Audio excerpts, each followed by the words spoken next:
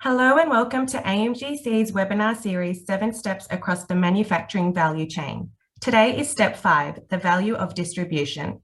Michael Sharp, our National Director of Industry, is hosting the event, and I will now pass over to you, Sharpie. Thanks very much, Amelia. It's great to be here and fantastic to have so many people joining us today. I'll start with Acknowledgement the Country. And in the spirit of reconciliation, the AMGC acknowledges the traditional custodians of country throughout Australia and their connections to land, sea and community. We pay our respect to their elders past and present and extend that respect to all Aboriginal and Torres Strait Islander peoples today. You'll notice I'm back in the mobile Zoom studio, and today I'm on Gadigal country in Sydney. So again, glad that you could all join us. A reminder that we are recording these webinars, and you can watch the playback on the AMGC website through the YouTube channel.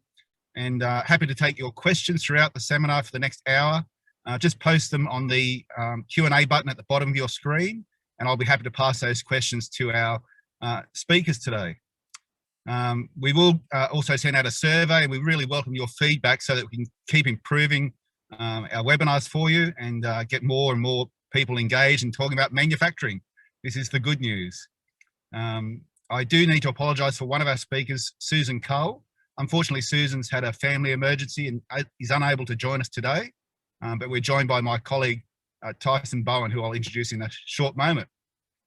But I think for now, Amelia, we might start with the slides about Industry 4 and where we find ourselves today, because it's quite a journey for manufacturing, and suddenly the whole world is talking about manufacturing, and here in Australia we're saying our capabilities are improving each and every week. So it's great to get out on the factory floor and talk with many of you. And as always, feel free to reach out, and if I'm in your town, drop me a line and I'm happy to call in and see all your latest. But we know that when mechanical production started, it was a massive worldwide transformation. By the time we got to mass production, it was another step change, a dramatic change, which, if you like, we call Industry 2.0, the second industrial revolution. By the time we got to Industry 3.0, which is computerization, the automation and all these other things that go towards what we saw in the 20th century. Isn't it hard to believe that we're now already in June 2021? And yet here we are going through the global pandemic, and manufacturing is going gangbusters in Australia. So Industry 4.0 is all about this intelligent production. And you hear this each and every time we get our guest speakers on here to talk about their own experience in their business and how they're implementing change to drive their companies forward. So it's great to have a panel of speakers joining us today. The smiley curve, for obvious reasons, shows that we can increase value through such things as research and development and design, but also sales and services. So there's a lot of transformation that can occur. We can connect you with great researchers in our universities to assist you and guide some of this work that can happen, but also through the Manufacturing Academy, there's so much experience being shared to help you on this journey. So again, feel free to reach out to us at any time. Is that all the slides, I think, Amelia? So now I'll introduce our speakers. It's great to have Stan Thompson coming in from Brisbane today. Welcome, Stan. Stan's with a company called Verton, and he's got over 30 years of engineering and management experience, which certainly he's had a focus on safety and innovation, which we'll hear a lot about.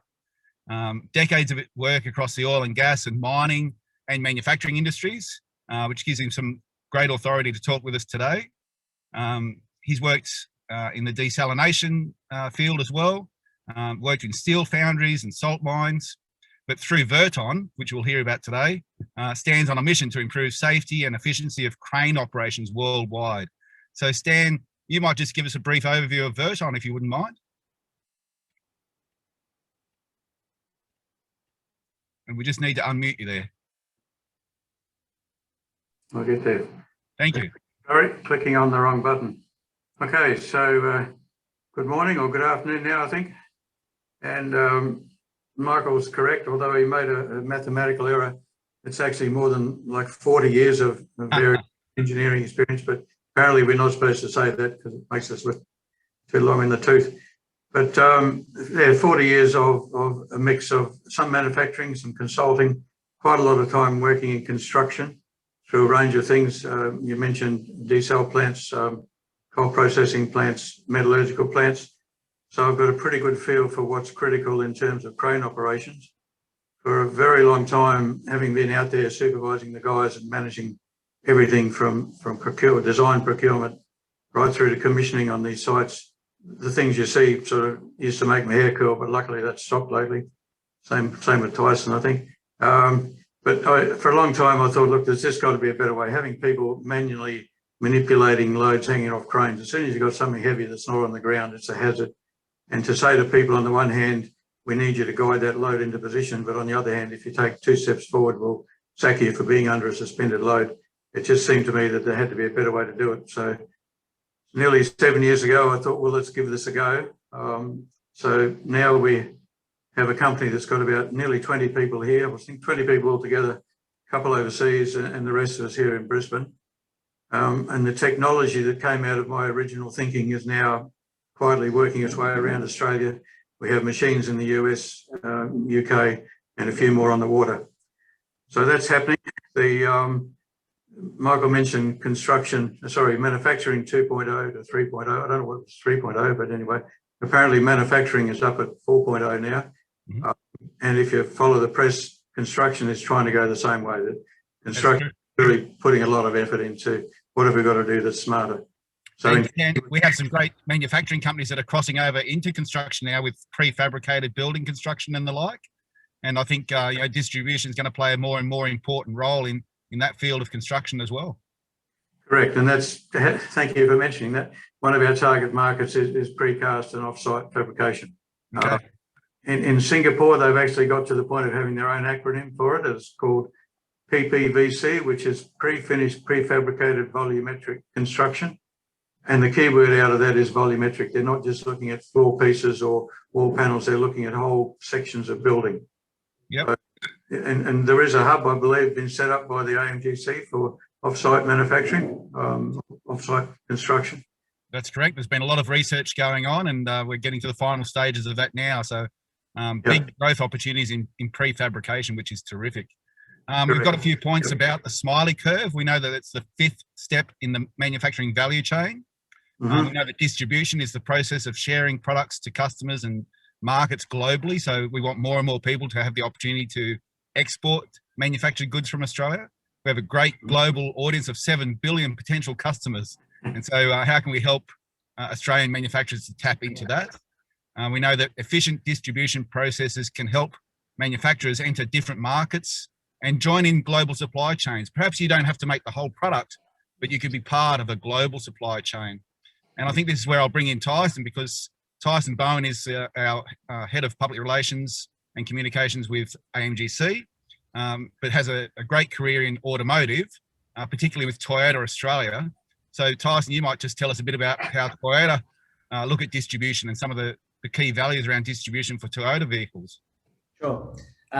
Most people might wonder why a comms manager is talking about distribution, but when it all goes wrong, I'm the person that has to mop up the mess when they go to the radio station or the media outlet. So distribution is key, and people think cars just turn up at dealerships, but they have to come from a factory somewhere, and then all the parts to keep that car on the road have to come from somewhere else. So in my career in automotive for multiple brands and also servicing some of those brands, getting a vehicle to a customer or getting a vehicle to a random place for an event is key, and distribution and your relationship with those suppliers or your in-house people is key. It can make or break a reputation.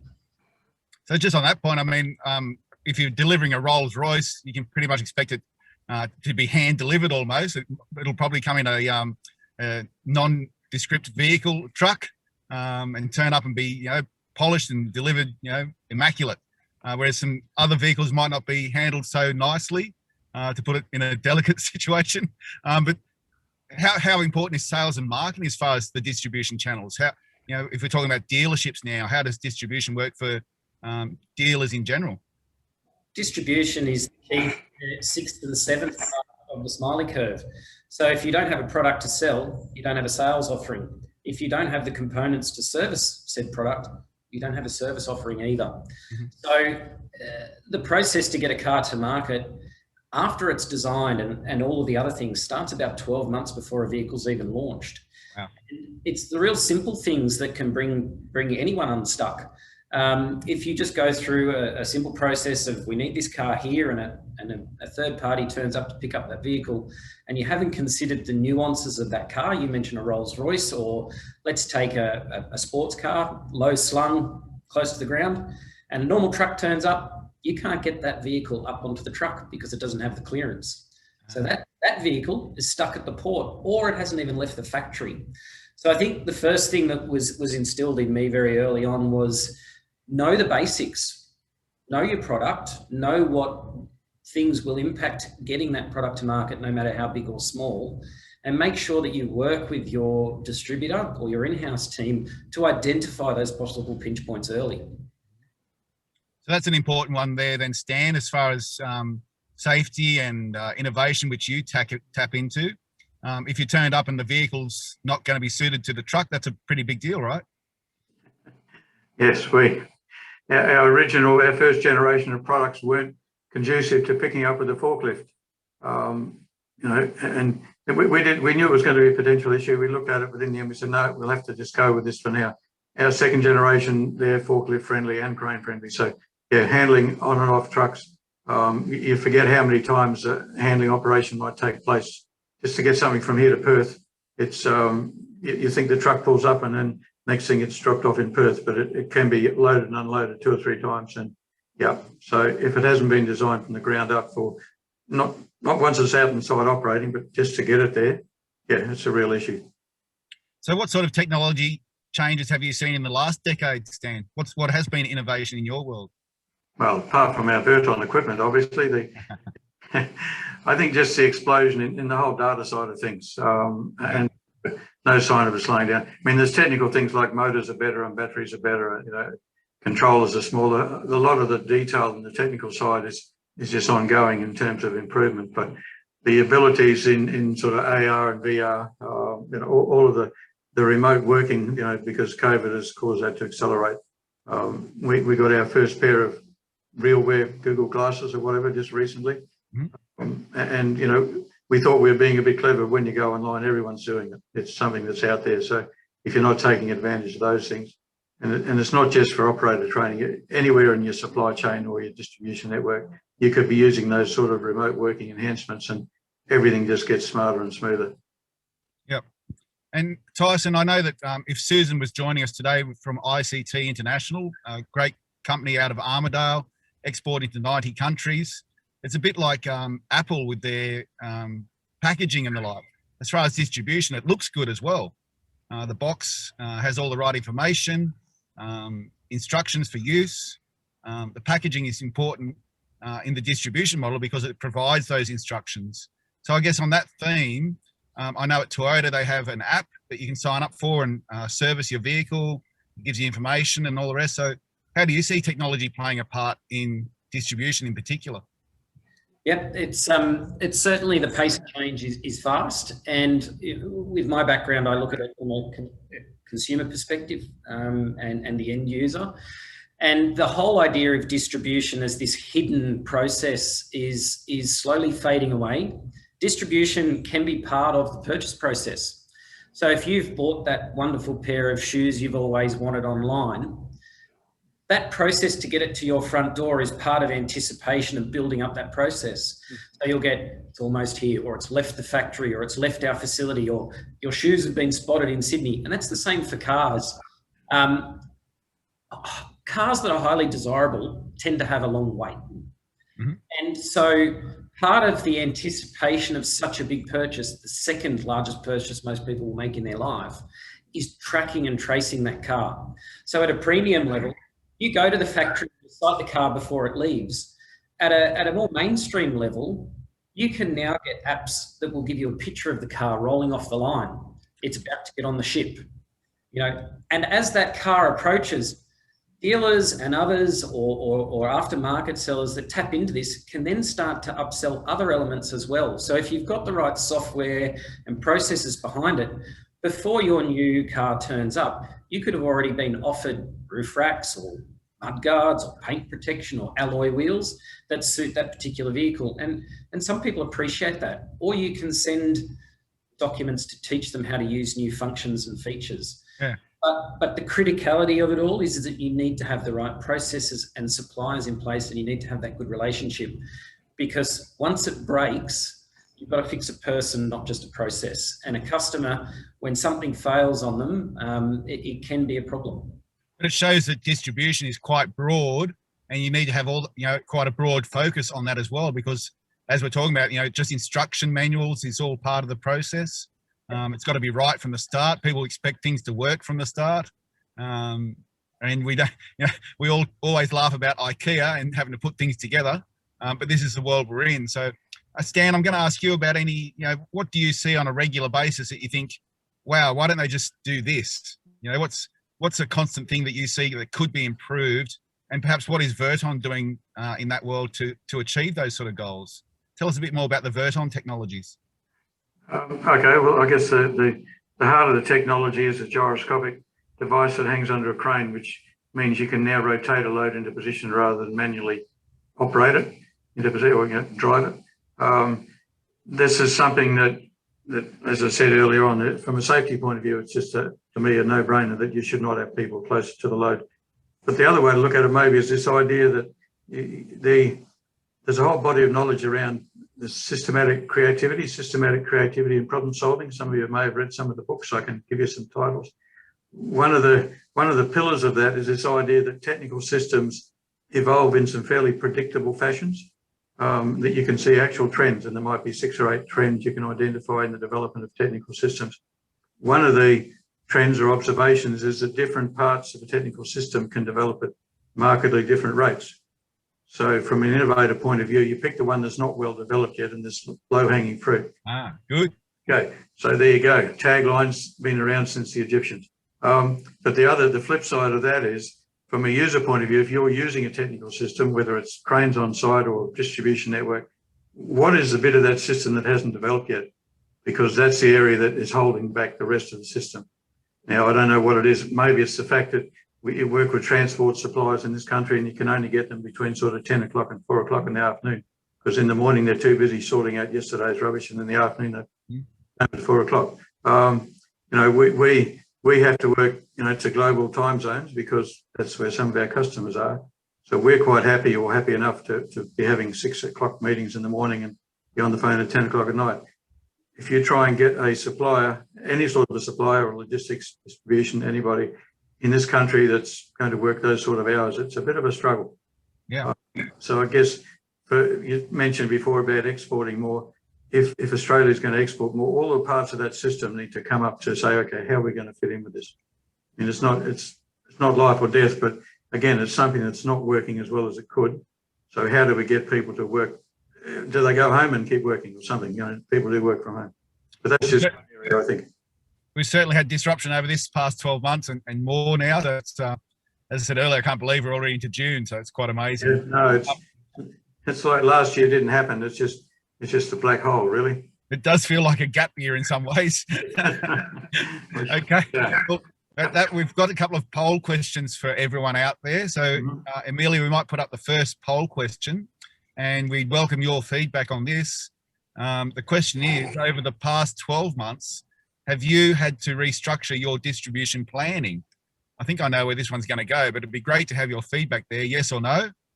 Over the past 12 months, have you had to restructure your distribution and planning? Please fill out the poll and we'll welcome your feedback. But you mentioned, just while we're waiting for that, Stan, a couple of books there you mentioned. Any books in particular? Well, if you type in the 4 letters TRIZ, it's TRIZ, and it's Russian for how to do things smarter. It's been around for a long time. In other parts of the world, it's quite well accepted. It's taught in universities. There's a whole lot of that they believe. When the Chinese, the Iron Curtain came down, a lot of TRIZ experts from Russia, which is where it originated, ended up around the world because they couldn't wait to get out, apparently. A lot of them ended up in Samsung. And if you type in Samsung and TRIZ, you'll find a lot of entries about Samsung attributes some of their success to using these techniques. And and it's a systematic way of looking at not just creativity in design, but in operations, in business. So it's something that I've read up on. I've done some short courses. If you delve very carefully into the Verton product, you'll see evidence that Triz thinking has been used. Great, Stan. It never ceases to amaze me how wonderful AMGC members all over the country and the sort of things that I've never heard of that before. So I've learned something new today, which is great. There you go. That's it. That's my plug for the day. I don't own shares, but I'd like to. Okay. And so, Amelia, how are we going with that poll? What's the results there?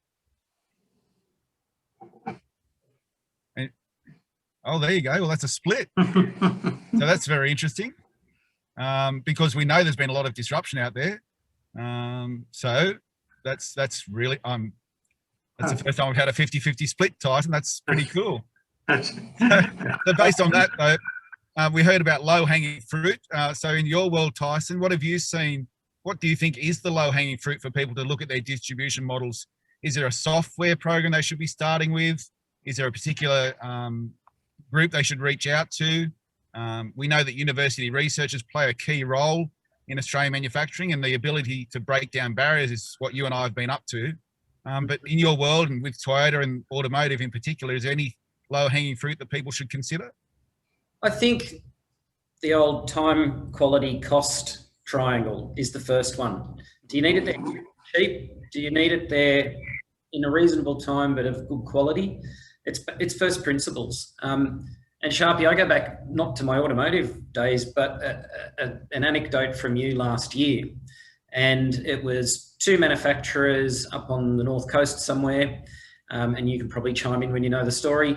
But one of them was having trouble getting their product out the door. And they just couldn't get the trucks to arrive as often as they needed. Mm-hmm. And you said, hold on a second, there's a bigger manufacturer that has a truck leaving this area every day at 3 o'clock.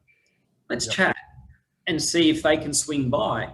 So all of a sudden, the person that's running the truck every day has now got a load that also offsets the cost, solves 2-3 issues all at once. So low-hanging fruit is just going back to first principles for some, I think. And that's not a criticism. It's the obvious solution that we always overlook. That's a really good one, Tyson. And that really shows the value of collaboration. And we know that in Australian manufacturing today, we need to see much more of all of you out there working together. And so in the example there that Tyson's used was a company in Tamworth and another company at Armidale, not far away.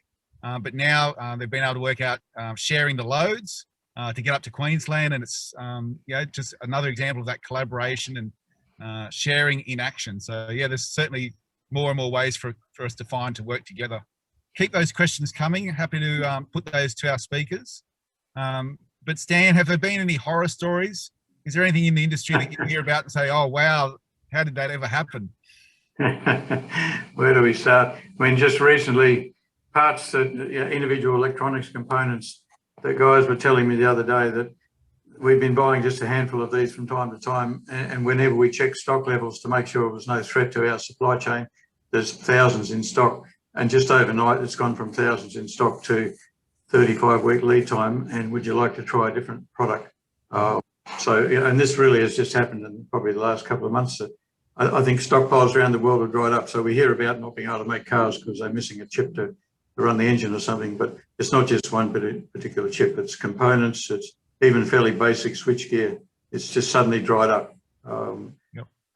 Then you're looking at finding alternative suppliers. I mean, that's always a good idea to have some backups, but that doesn't lend itself to sort of finding a good supplier and sticking with them and getting volume discounts and getting proper transport arrangements in place if you're having to basically go to ad hoc suppliers wherever you can find it. But yeah, we've had just some late breaking news. Batteries from China. We've tried everything. We don't yet have a good supplier of batteries in this country, LiPo batteries. So if anyone's already making them, give us a shout. It really is going to be difficult. And I read the other day about shipping containers being in short supply, and that's right. So I think the whole supply chain around the world is just in a sort of state of shock. So we don't really know how much it's going to impact us yet, but there's going to be some problems. You're absolutely right. And we've got members reaching out to us each and every day, and we've been able to assist in so many different ways. Again, it's just having that network and being able to connect people and bring people together. We're all making a difference, which is terrific. It is a highly unusual time, we know that, but we will all together come out of this much stronger than we were before. And I think the opportunity for Australia as a nation, the whole world is looking at us and saying, how did you guys do that?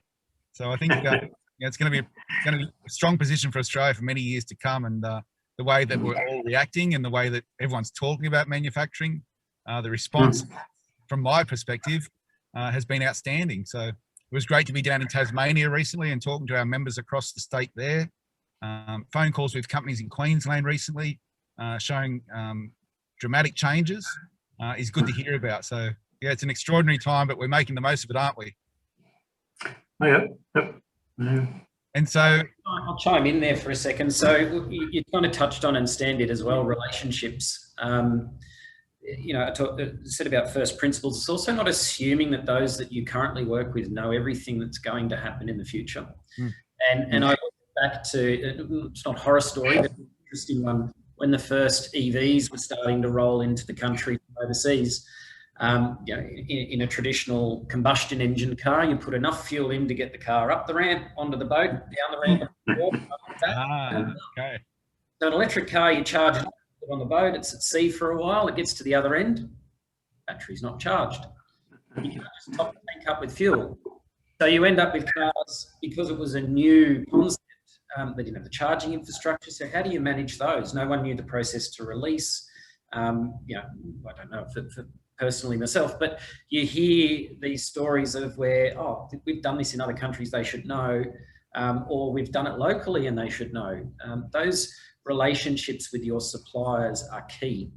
And having the phone number of the person that you know will pick up and call you if there's a problem and vice versa, it will make or break the distribution an event or a customer experience. I've had to have cars in some very weird places at very odd times. And most people will look at you and go, well, that's not possible. So it's through those relationships that you can break through those things. And that also then leads to a partnership where you feel like you can share information ahead of time. And you know, we were working 12, 9, 6 months out. So those relationships are key. Yep. Now, earlier I touched on export, and I'd love to see more and more of you being able to get involved with global supply chains. If you don't mind, Amelia, we might pull up the second poll question, and we'd love your feedback today about question 2, which is thinking about the next 12 months ahead. Are you looking to rely on your distribution network to export more? Now, we've got 3 responses there, which is yes, I am aiming to increase my exports. No, I am not looking to increase my exports. Or, hey, I'm not sure. I would like to increase my exports, but not sure how to find the right distribution network. So please go ahead and answer that question, and we'll come back to that. But I think the last one there, Tyson, is interesting because, you know, the manufacturing supply chains need to tie into distribution so much, don't they? It's all a matter of timing as well. And when we've got such a disrupted model at the moment, it can be quite frustrating for all parties involved. Absolutely. And in the automotive context, you've got multiple paths for distribution.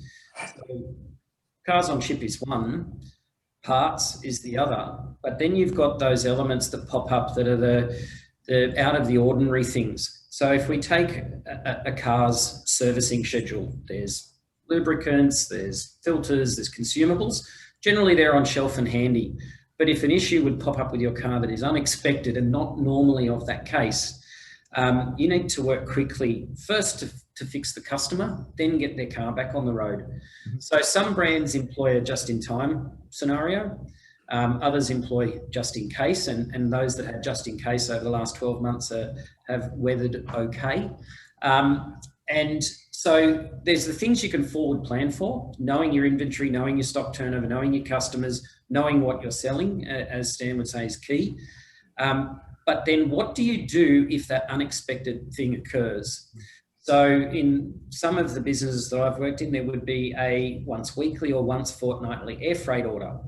And that was a process because we were far away from where those components came from, that was just scheduled in, and we always had space, and it was just in case. So that was key. But then if all else fails, what do you do? So we also had processes in place that allowed us to get a customer back on the road, and then for them it was a seamless experience, and we did the back work later. So again, it shows how broad distribution itself is. It's that whole experience for the customer, isn't it? Absolutely. And also being on the other side of the equation, I've worked for a factory operation, I've worked for a distributor who just brings the cars in and puts them out to market, and then I've worked as a third-party supplier in the logistics area. And you will get odd requests as a supplier of services to a car brand, and your first instance is, yes, we can do that. Then you hang up the phone and you go, how are we going to do that? So there's a little bit of learning on the fly as well, but in the end, you come up with a way, and the network you hold that is key. This is business in Australia today, absolutely. How did we go with those that poll question, Amelia? What's the results there? Oh, there you go. So mixed response. Certainly, there is a growing opportunity for Australian companies to export. So please reach out to us at any time here at AMGC. We've got such a broad network now that we can connect you into and look at new paths, potentially become a collaborator, a partner with another manufacturer that might already be into existing supply chains globally. And we do have members reaching out to us looking for manufacturing partners. So please feel free to reach out and engage with us at any time if you're thinking about going down that path. But Stan, we talk about the customer experience and the manufacturing timing. We know timing can be vitally important. What goes wrong from your perspective? What have you seen go wrong that people should plan for better by the time it gets to the distribution side of things?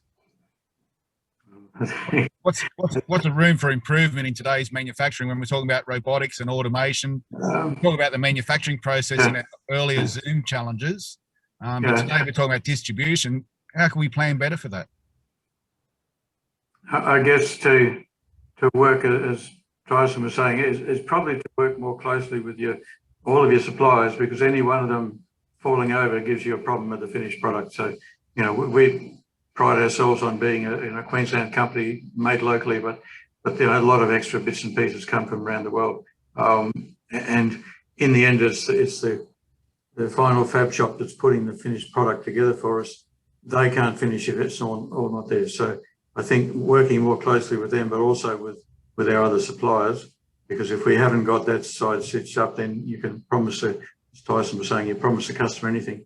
In the end, you've still got to deliver. So I think we've been doing a lot with our supply chain to try and get that more robust, but it really is, it's a day-by-day thing because things are changing so rapidly. But at the other end, it's managing customer expectations, it's saying, look, this is where we are, this is what we're planning to do. But if we miss that shipment, if we, there's not a ship leaves Brisbane for US every 5 minutes, you need to book ahead of time. And again, this sort of low volume that we're in at the moment, it means every shipment is a special. Basically, it's not like we're taking up half a container, container. So working at the supply end, but also at the other end, really working with your customers, because I think people are fairly open. They know things are tough. They know things are going to change, but people don't like surprises. So the sooner you know there's issues, the sooner you can start working on how we're going to get around it. Yeah. Tim at Boost Automation has joined us and just put up there about business continuity planning. And yes, we've heard a lot about that, haven't we? So yep. Vitally important stuff. And Tyson, when you think about all these new electric vehicles that are being produced globally and introducing new vehicles to the Australian market, it's that sales and marketing side of things that we will get to in future Zoom seminars. But as far as getting it to market, it's going to become increasingly has the potential to be haphazard. And so you're seeing this now that people can purchase a car with Bitcoin. So, all these new models that are coming at us thick and fast, it really needs to have a plan that you can rely on to get your manufacturing company in sync with that whole process across the 7 steps of the value chain. So don't you think that planning is vital in today's world? Absolutely. I worked with a colleague for many years, and they said, if you fail to plan, you plan to fail. But they also said a plan is flexible. If you don't have a plan, you've got nothing to pin your process to. So in the world of automotive, disruption is ripe right now. The traditional model of a dealership network and a presence is being disrupted. You've got brands bypassing that direct sale. The challenge there will be, how do you then manage the customer after sale? So the servicing and those elements as well. So there's a long way to go, but you've got those pioneers that are really forging into that area. For me, you talked about the last year and disruption in the poll. We set up the COVID register last year to try and link companies to produce things in response to the pandemic. And I remember watching the companies roll in as who was offering their services, and a freight forward logistics and distribution company joined. And I'm like, okay, this will be interesting. In the end, they ended up solving a range of problems for companies that never had to distribute before, because they were now making hand sanitizer that needed to get out to market, whereas before they were B2B, not B2C, or responding that quick. Mm-hmm. So this company actually got in there and helped, and it was amazing to see those collaborations start to form. But I also think of what Stan just said, and who can forget the great toilet paper shortage of 2020 and the fleeting visits of it that we see at the moment. There's not a book I can recommend, but if you read back over some of the feature stories from last year about how the supermarkets and everyone else responded to those pressures on their distribution channel, everybody wanted toilet paper. It was a hot commodity. It wasn't that we didn't have any to get back onto the shelves, it's that they couldn't get it back on the shelves because the transport and distribution network was so stretched. But when they also then looked at the chain down the line, the issue was that supermarkets have delivery curfews in place. So they couldn't get trucks in there as often as they needed to keep supply up. So the issue wasn't the product, the issue wasn't the process, the issue was that there was an external curfew in play. So knowing the full gamut of your distribution, whether it's cars, iPhones, shoes, or something that you're selling direct to customers, like our member Davo's fence clip, is absolutely key. And last year proved it. There's heaps of great stories out there about what people did last year. So Davo's fencing clip is a great one, and I always love meeting with them on site at the farm and talking with them and following their Facebook posts, because distribution-wise, husband and wife team, Nicole started out by going to the local markets for this new invention that they created, a fencing clip, and by going to the country fairs and the like, they were able to put that out to the farmers face-to-face, tell them the benefits. And then distribution-wise, they designed a better box that could be delivered in. That box turned out to be a toolbox that they carry around. So not only was it a distribution tool, but it became an on-farm tool that was sustainable. So distribution is so broad, but in the sense of Davo's fencing clip, as you mentioned, Tyson, there's a great model there. So I highly recommend for everyone to have a look at Davo's fencing clip, in particular on their Facebook feed, and you'll see the technology developed in regional Victoria and going all over Australia as we speak. The other one I wanted to raise, and I'm sure we'll talk more about in future seminars, particularly for sales, is the use of Instagram and other social media. And Norweld up in North Queensland do exactly that, using Instagram as a tool to sell their ute trays that they manufacture in cans. But distribution-wise, moving a ute tray from regional Queensland to the United States is a pretty big deal. And so they've had to develop new methods and plans to make that happen. But they're being highly successful. And I highly recommend to you all out there to have a look at Norweld and their Instagram feed, because they get some fantastic photos from their customers showing their satisfaction with the Norweld product. So again, it's just terrific to have such a broad range of manufacturing companies engaged with us at AMGC, and we always welcome your feedback. Tyson, we've got some great stories coming through though. Some of the projects that we're doing with AMGC are coming to fruition. Some highly successful stories that we'll be putting out in the next few weeks. But great to see manufacturing on the move, don't you think? Absolutely. I had the privilege of meeting with one down here in Canberra yesterday, who's collaborating with ANU, and for them, the problem won't be volumetric. In your case, Stan, they're looking at miniaturized robots. So their problem will be that quality and, the fragility of the items. But yeah, there's so much going on, and the pace of change is unreal. Now, Stan, there's another way that people can get involved with and looking at their distribution models could be by getting a contractor in or a consultant to offer advice and guidance. What's your thoughts? What's your thoughts around getting an expert into the business? You know, I might be great at manufacturing, but not so good on the distribution side of things. What's your experience there? I guess the first question is, does the AMGC have a funding model for that, or is it something we've got to do ourselves? Well, I always say that you know your business better than anyone else. If you're a business leader, you know what's lacking and what's needed. And at AMGC, we're here to support all the members. There you go. As I say, there's some great stories. There's more and more funding becoming available. You know, through this COVID crisis, we've seen so many grant opportunities coming through, and we've been able to connect our members to various state government grants, as well as the grants that we've had available through AMGC. So yeah, there's more opportunities every day, but to get engaged with a professional consultant could actually be a good outcome, don't you think? Yeah. Look, we've had a good run with government grants of different types, so we have used outside experts for a range of things. You know, we're working closely with QUT. You know, we've been doing that since the start of the business. The other one we're working with was Austrade, because, you know, the Australian market is terrific, but the rest of the world is so much bigger. So we have now had some good discussions with Austrade, both in the US and the UK. Their business model seems to be a lot more flexible and user-friendly than it was in the past, perhaps. So we'll keep that engagement going. But the other thing, I guess, for us, and this is a reasonably unique situation, we've taken in a fairly significant investment from an offshore company from the US, and they come to us with an existing network around the globe of their own distributors and dealers and support.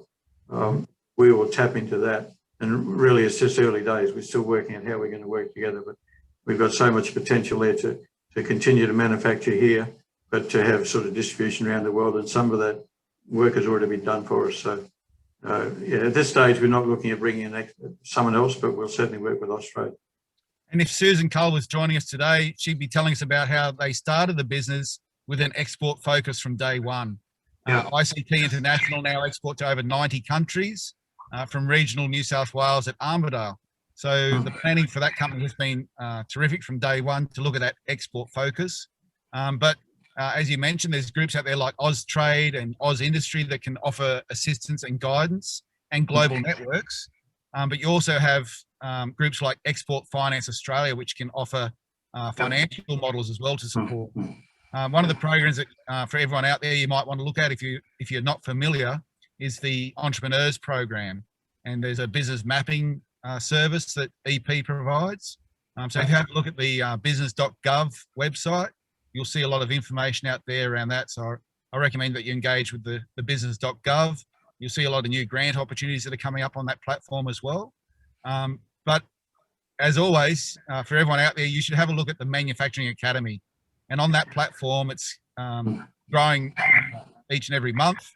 We currently have Veena Sahajwala, professor from UNSW, sharing her knowledge around circular economy. But you will also see Susan Cull on there sharing her experience about exporting to the world from Armidale. So have a look at Manufacturing Academy. If you haven't had the chance yet, it's a great platform, completely free for anyone to get involved with and to share your experience and hear from other business leaders just like yourselves right around Australia, changing their business today. I think it's a great model. Tyson, as far as getting the message out, that's a key driver for us at AMGC, of course. Experience counts. The Manufacturing Academy is a great tool, but nothing beats getting out on the factory floor. And so to hear that you were out in Canberra yesterday and able to meet with some of the members is, it's always a good feeling, isn't it? Oh, it's amazing the things that happen behind roller doors and lab doors and other things. But if I can just go back one step, you talk about supply chain or distribution experts coming in. I think also two phrases that were overused last year, pivot and never waste a good crisis. We shouldn't forget that there's the Supply Chain Resilience Initiative. Yes. Is being run by the federal government to identify any possible pinch points in supply chains, and that includes distribution because it is a supply chain to your customer. So there is the consultation that's currently open, and I think we'll put the link up at some point. And to ensure that we don't waste a good crisis, the things that you have learned in industry, in the field of the coalface, should be put forward if there's value to be added there. We should always, as an industry, put forward what we've learned and what we've experienced. Oh yeah, and it's been a big year for learning, but now it's time for doing. So we all love to get out there and do the doing, which is it's great to see so many people. I hear from all of you out there that the number one issue is getting the right people in the business today, chasing the right staff.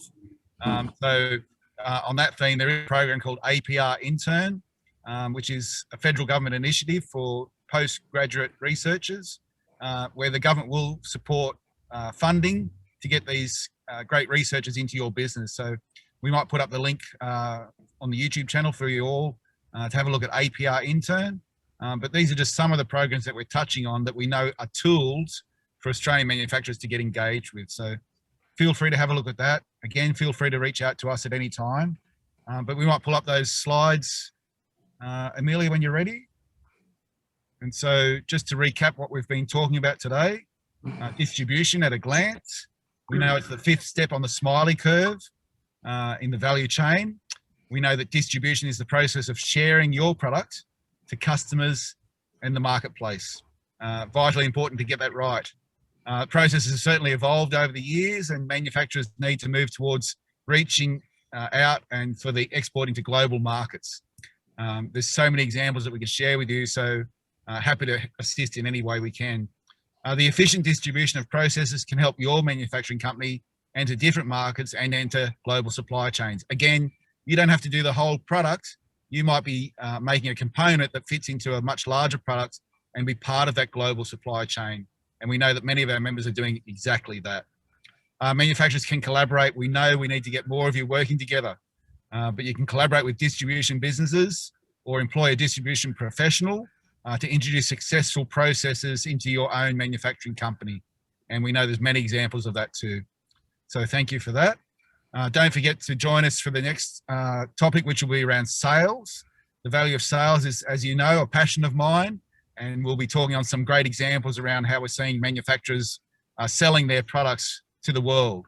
We'll be on then to the value of services at the end of the month, and talking about how different service models can add values to your business. So stay tuned for those. And again, you can recap on all of these on the AMGC YouTube channel. So look forward to engaging with you on there. If you're not already a member of AMGC, I highly recommend you get engaged and become a member. It's completely free, and we welcome you to join.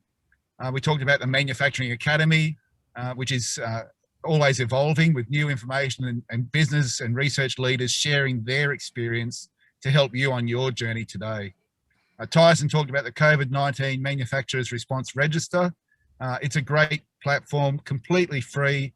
If you're looking for COVID products in your business, you can be connected to Australian manufacturers that can help you on that.